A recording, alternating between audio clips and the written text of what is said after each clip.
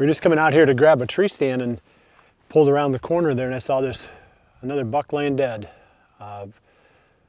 Looks like another really nice young one.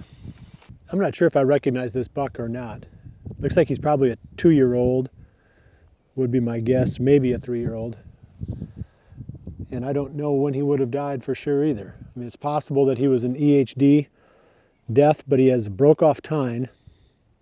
He's pretty smoothed up from rubbing. So he was active in hard horn for a while. So that's usually not normal for EHD. So I think he died during the hunting season somehow. I mean, I guess it's possible somebody could have shot him and he ran over here and died, but I don't know. It stinks though. I mean, these nice, high genetic quality deer, we're finding them dead. So I'm in the process of pulling all the stands off the farm. Some of them have been in trees for a really long time and they need to come down. We need to take a look at them and make sure they're still safe and then get them back out again later. But the one I'm going to right now is probably only about 60 yards from here.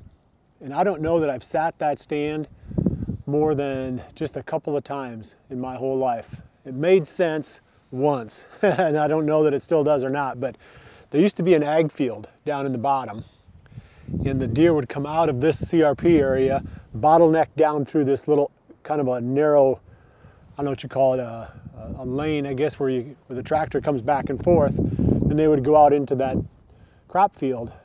And I had a stand in that bottleneck right there where it all narrowed down to go through. But the bucks I would see would always come out and they would stop up on top of this knob and they would look down into the field. They wouldn't come through the bottleneck like the rest of the deer did. So that's what motivated me to put that stand up there, right on that knob where where those bucks were coming up and standing and watching the field. Well, now that field's in CRP too, so there's no crop down there. So the motivation for those bucks to stop there and look down into that field might be completely gone.